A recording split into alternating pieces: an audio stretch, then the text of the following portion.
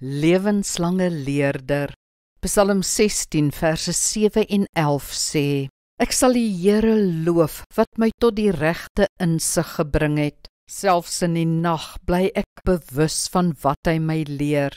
U leer my hoe om te lewe. By u is daar oorvloedige blydskap. Uit u hand kom net wat mooi is.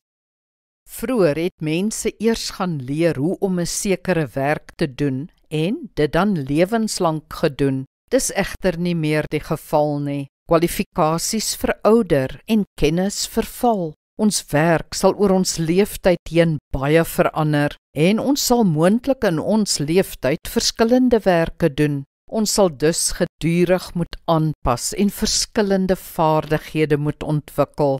Daarom moet ons lewenslange leerders bly. Dink aan die volgende. Jy is nooit te oud of te gevestig om nuwe vaardighede of selfs 'n nuwe beroep aan te leer nie. Jy kan altyd 'n nuwe begin maak. Vind jou roeping en passie en werp jou met dissipline daarin, dan sal jy 'n sukses maak. Daar is wonderlike gratis of goedkoop opleiding en kennis beskikbaar op die internet. Gaan ontdek dit net. Ja, gaan leer iets nuuts. Word iets anders. Bid daaroor en laat die Here jou lei.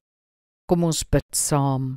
Hemelse Vader, help my om voortdurend te ontwikkel en te groei.